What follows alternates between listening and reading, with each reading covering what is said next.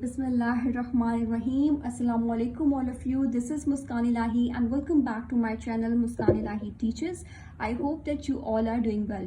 So students, in today's video I am going to explain exercise 9.3 of class 9 mathematics and इसके अंदर हमें use करना है mid point formula. आपके जितने भी क्वेश्चंस हैं उन सब में we have to use the mid point formula. इसमें आपको 2 पॉइंट्स दिए जाते हैं और आपको ये कहा जाता है कि अगर ये 2 पॉइंट्स हैं, क्लाइंट सेगमेंट के 2 एंड पॉइंट्स हैं और इन 2 एंड पॉइंट्स में से आपने मालूम करना है मिड पॉइंट उसका, तो for finding out that thing we have to use the mid point formula. ठीक है, अब सबसे पहले मैं आपके सामने क्वेश्चन नंबर 1 सॉल्व करूंगी क्योंकि इसमें जस्ट आपको पॉइंट्स दिए हुए हैं और मिड पॉइंट फॉर्मूला मैंने आपके सामने लिख दिया है x1 plus x2 upon 2 and y1 plus y2 upon 2.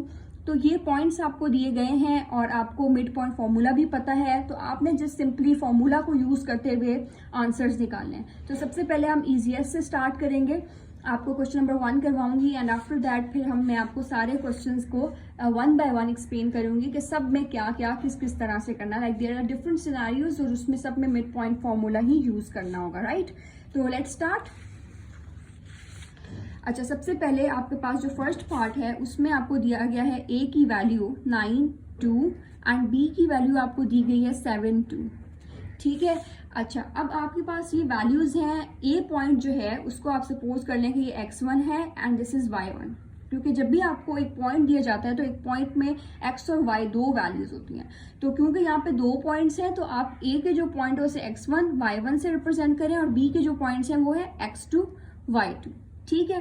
अच्छा, मिड पॉइंट फॉर्मूला आपने यूज करना है. पहले फॉर्मूला आप लिख लें. फॉर्मूला लिखने के बाद फिर हम इसमें वैल्यूज को पुट करेंगे. ठीक है. अच्छा, अब हमारे पास x1 की वैल्यू क्या है स्टूडेंट्स? 9 एंड x2 की क्या है? 7 अपॉन 2 फॉर्मूले का. एंड इसी तरह से y1 की वैल्यू क्या है? 2 एंड y2 की क्या है? वो भी 2 है. ठीक है. अब 9 प्लस आप 7 करें तो स्टूडेंट्स आपके पास आएगा 16 अपॉन 2 एंड 2 प्लस 2 करें तो 4 आ जाएगा 4 अपॉन 2. ठीक है. अच्छा, अब आप देखिए स्टूडेंट्स की जब आप डिवाइड करेंगे तो आपके पास सिंपली आ जाएगा 8,2. जस्ट अज्यूम कि आपके पास ये a पॉइंट था और ये b पॉइंट था. मिड पॉइंट हमने ये निकाला, उसमें भी x और y 2 वैल्यूज होगी, तो मिड पॉइंट में भी हमेशा आपके पास x और y की वैल्यू आ रही होती है. ठीक है, because that's also a point और पॉइंट में आपके पास x और y 2 वैल्यूज मौजूद होती हैं. ठीक है. So this was the first part of question number 1. Now let's do the second part. Second part में स्टूडेंट्स इसी तरह से है. a की वैल्यू दी हुई है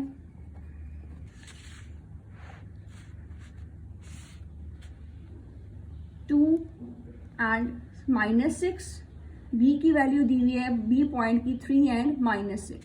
स्टूडेंट्स, इसमें भी आपको यही करना है.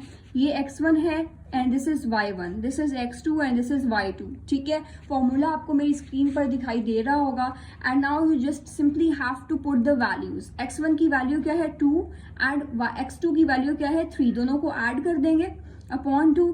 इसी तरह से आपके पास y1 की वैल्यू क्या है? -6 प्लस फॉर्मूले का होता है y2 की वैल्यू क्या है? -6 अपॉन 2. राइट स्टूडेंट्स, तो 2 प्लस 3 करेंगे तो क्या आ जाएगा? 5 अपॉन 2 एंड यहाँ पर आप -6 प्लस माइनस स्टूडेंट्स आपके पास माइनस आएगा -6 upon 2, so you will get -12 upon 2 and फिर आपके पास आ जाएगा -6. तो यहाँ पर -6 आएगा और 5 अपॉन 2 को आप कैलकुलेटर से अपने से डिवाइड करें तो आपके पास आ जाएगा 2.5.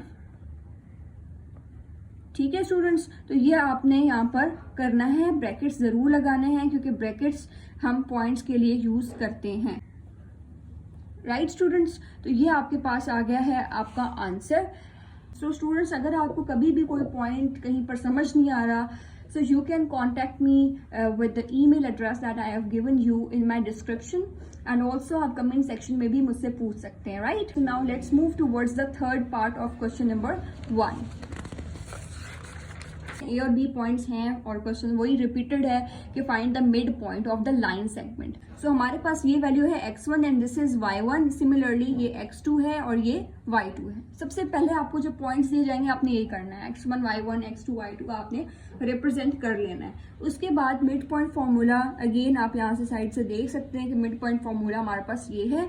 अब आपने वैल्यूज को जस्ट पुट करना है। x1 की वैल्यू क्या है -8 प्लस x2 की क्या है 6/2, 1 + 1/2,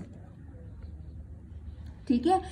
y1 + y2 की वैल्यू लिख दी। -8 + 2 मैं स्टूडेंट्स करूंगी तो मेरे पास आ जाएगा -2/2 एंड इसी तरह से यहाँ पर 2/2 आ जाएगा, ठीक है। -2/2 मैं करूंगी तो मेरे पास -1 आ जाएगा एंड यहाँ पर 1 आ जाएगा। अब स्टूडेंट्स काफी सारे परेशान होते हैं इस बेसिक पार्ट में भी कि हाउ आई गॉट -2। तो स्टूडेंट्स प्लस माइनस माइनस होता है, तो मुझे 8 में से 6 को माइनस करना है। सेकेंडली बड़ी वैल्यू कौन सी है 8 की, 8 के साथ जो सिंबल है वो आपके आंसर में आता है। सो माइनस का सिंबल आएगा और वैसे भी आपने प्लस माइनस माइनस होता है तो माइनस किया, 8 - 6 किया तो 2 आ गया। ये मैंने आपको कैलकुलेटर से करेंगे तो सिंपली आ जाएगा, बट वैसे अगर आपको कॉन्सेप्चुअली करना है तो ये इसका पीछे बैकग्राउंड था, ठीक है। Now let's move towards the fourth part students. तो फोर्थ पार्ट में स्टूडेंट्स आपके पास है a = -4 9 एंड b = -4 -3। स्टूडेंट्स ये फोर्थ पार्ट है। फोर्थ पार्ट में भी हमें मिड पॉइंट फॉर्मूला ही यूज करना है। तो हम बढ़ते हैं अपने सोल्यूशन की तरफ। -4, अच्छा मैं वैल्यूज पुट कर देती हूँ। This is x1, this is y1, this is x2 and this is y2, ठीक है। -1 प्लस फॉर्मूले का होता है एंड x2 की वैल्यू क्या है -4/2। सिमिलरली 9 प्लस फॉर्मूले का एंड y2 की वैल्यू क्या है -3। ये वैल्यू पुट कर दी मैंने, ठीक है। अब आप देखिए कि क्या होगा, -4 प्लस माइनस क्या है स्टूडेंट्स -4/2। इसी तरह से 9 - 3 करूंगी मैं तो मेरे पास 2 आ जाएगा नीचे और ऊपर।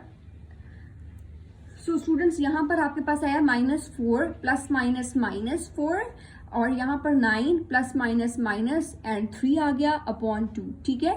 अब आप देखें -4 करेंगे तो -8 आ जाएगा /2 और यहाँ पे 9 - 3 करेंगे स्टूडेंट्स तो आपके पास 6 आ जाएगा, 6/2 आ गया। अब आप इसको फर्दर सॉल्व करें तो -4 एंड 3 आपका आ गया mid point for the fourth part. Fifth part को स्टूडेंट्स सॉल्व करते हैं। तो students in the fifth part of question number 1 मैंने आपके सामने फिफ्थ पार्ट लिखा, उसके बाद उसके पॉइंट्स को रिप्रेजेंट किया। Mid point formula you can see in the screen, मैंने मिड पॉइंट फॉर्मूला वहां पर अटैच किया हुआ है और यहाँ पर मैंने according to the mid point formula x1 + x2/2 किया। y1 की वैल्यू है -11, मैंने -11 पुट की, फॉर्मूले में प्लस आता है एंड y2 की वैल्यू क्या है -4, तो मैंने -4 एज इट इज यहाँ पर लिख दिया है एंड /2। 3 + 3 आप करेंगे तो 6 आ जाएगा, 6/2 और यहाँ पे -11 प्लस माइनस माइनस होता है, ये हम इसी तरह से लिखते हैं ताकि हमारे पास एग्जैक्ट वैल्यू आ जाए। एंड ऑब्वियसली जब आप क्वेश्चन पेपर में करेंगे तो आपके स्टेप्स के मार्क्स होते हैं, so you can't just skip them, right. अब आगे करते हैं, 6/2 करेंगे स्टूडेंट्स आपके पास 3 आ जाएगा एंड -11 - 4 करें तो आपके पास आता है -15/2। सो स्टूडेंट्स ये आपका आंसर था। आप चाहें तो आप इसको पॉइंट्स में लिख सकते हैं। अगर आप -15/2 का पॉइंट देखें तो स्टूडेंट्स आप कैलकुलेटर से डिवाइड करके देखिएगा, ये आपके पास आ जाएगा -7.5 and 3 is definitely the already defined answer, ठीक है। तो ये आपके पास आ गया 3, -7.5। यहाँ तक आपको आई होप के क्लियर हो गया होगा। अब हम चलते हैं अपने लास्ट पार्ट की तरफ of question number 1। Normally student the first question is part of your MCQs। ये MCQs में ज्यादातर आपको दिखाई देगा, सो आप उसको इस लिहाज से तैयार कर सकते हैं। एंड बाकी के जो क्वेश्चंस है क्वेश्चन नंबर 2 से लेके क्वेश्चन नंबर 6 तक, ये सारे क्वेश्चंस आपके आते हैं लॉन्ग क्वेश्चंस में, ठीक है। लॉन्ग जो सेक्शन है आपका सेक्शन नंबर C, उसके अंदर ये आपको दिखाई देंगे। सो आपको इनको बहुत अच्छे से प्रिपेयर करना है। इंटरेस्टिंग बात ये है कि आपके पास जो 9 एक्सरसाइज है, 9.2 के क्वेश्चंस एंड 9.3 के ये 2 से 6 तक के क्वेश्चंस ये लॉन्ग के पार्ट हैं। तो आप देखें कि कितना डिफाइंड है, आपको ऑलरेडी पता है कि ये क्वेश्चंस है एंड इसी में से आपके फाइनल का एक क्वेश्चन जो कि 8 मार्क्स का है that is going to come. तो आपको अच्छे से तैयारी करनी चाहिए। मैं यहाँ पे 6 पार्ट लिख रही हूँ, ठीक है। अब यहाँ पर स्टूडेंट्स आप देखें x1 की वैल्यू ये है, y1 की ये है, x2 की ये है एंड y2 की ये। मैंने सबसे पहले यही काम किया। मिड पॉइंट फॉर्मूला आप अपनी स्क्रीन पर देख सकते हैं। मिड पॉइंट फॉर्मूला के accordingly I will put the values. x1 is 0, x2 is 0 again upon 2, y1 is 0 and plus फॉर्मूले का एंड y2 की वैल्यू है स्टूडेंट्स -5 अपॉन 2, राइट। अब आगे सॉल्व करते हैं। 0 अपॉन 2 एंड यहाँ पर -5 अपॉन 2 आ जाएगा स्टूडेंट्स, ठीक है। 0 upon 2 would be 0 and -5 upon 2 का स्टूडेंट्स आपके पास आ जाएगा कैलकुलेटर से -2.5। So this is the midpoint for the following 2 points, A and B respectively. I hope यहाँ तक आपको क्लियर हो गया होगा कि आपको अगर 2 पॉइंट्स दिए और 2 पॉइंट्स का आपको मैं कहती हूँ कि मिड पॉइंट निकालें, so without any further hesitation you would be using the midpoint formula and you will just simply find out the value of midpoint, right?